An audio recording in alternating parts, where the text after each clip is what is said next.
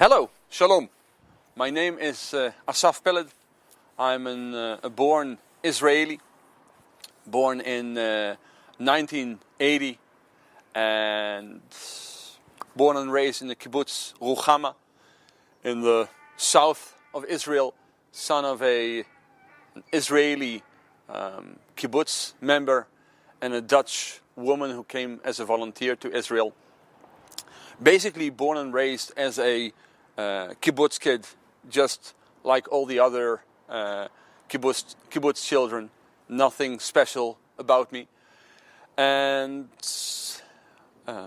in growing up, I received the same education. I was raised as an atheistic Jew, something which many people see as an anomaly, something which cannot be, but we made it a reality to show the world that a Jew can be a Jew without believing in God, without having any relationship with the God of the Bible and with the Bible itself. But being Jews, we could not let go of many Jewish symbols, like the Shabbat, like the Jewish feasts, like all kinds of landmarks which belong to traditional Judaism. We tried to make them void of God, but we held to them nonetheless. And it went so for quite a few years, and then in my teenage years, a time when many of us start to think about the world around us and who am I in relation to my parents, to my family, to the society I'm in, to the world at large.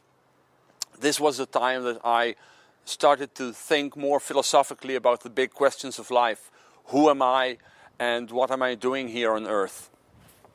And up till that time, I gave a very secular and atheistic answer to these questions. I am here because I evolved from the apes, and I am here to make the most of it.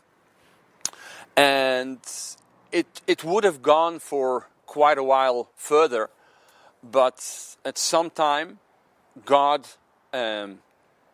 entered this play of my life, and all of a sudden I, a very rational person, someone who always tries to understand what is before me and only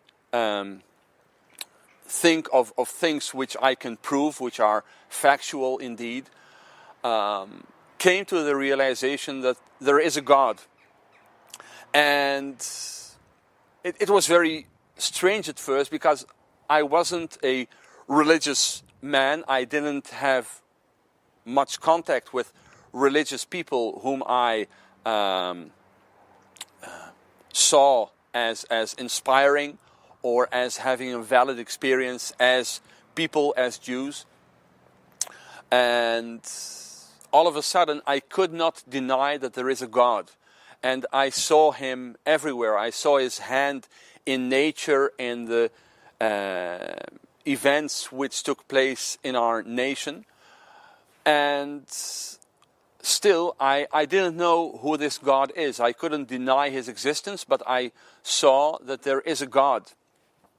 So I did what was upon me. I went to look for this God, to try to find out who he is and how he might reveal himself. And I always say that if you want to look for God or a deity in Israel, you can search for a very, very long time. So basically I started closest at home, just making contact with an Orthodox rabbi and having some discussions with him, some Bible studies. And after that, quite a few other options I have explored. And each and every time, although many of the options did seem valid at the moment, there was a still small voice which told me that's not it.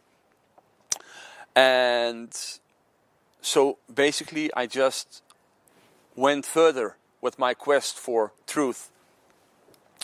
And then happened something which I did not expect. I found at our home, somewhere hidden, a New Testament in Hebrew, which my mother, coming as a volunteer to Israel, received from a Christian volunteer who worked in our kibbutz. And in it she wrote, "I hope you and your husband," she was already married at the time, "will see the light through this book." And although it didn't have an effect on them at the time, this was the book in which I met Jesus for the first time. And reading in the pages of the New Testament and reading through the Gospels, I was moved. And basically what moved me most was the authority with which Jesus Christ spoke. Something which the evangelists say over and over again, that the people were astonished that Jesus taught not just like any other scribe, but as the one who has authority, as God himself, the Son of God. And although at the time I didn't understand what it exactly has to do with my life, I knew that my quest to find God centers around this figure, around this person of Jesus. And if I fast forward the process a bit, then a few years later, in 1998, we came to the Netherlands, our family, through a chain of events. And at the end of it, I found myself in Holland, in a land where there are so many churches to choose from that your head might spin.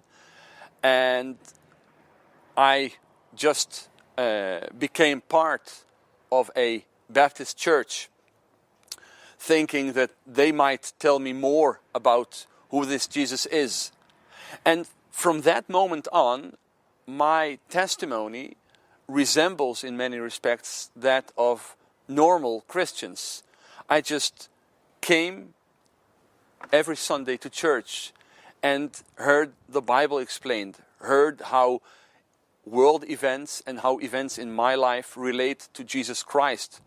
I also saw in practice who Christians are, how they deal with trouble in their own lives, with questions, with doubts, with fears. And basically I saw Jesus in action. I saw how he works, how he lives among his people.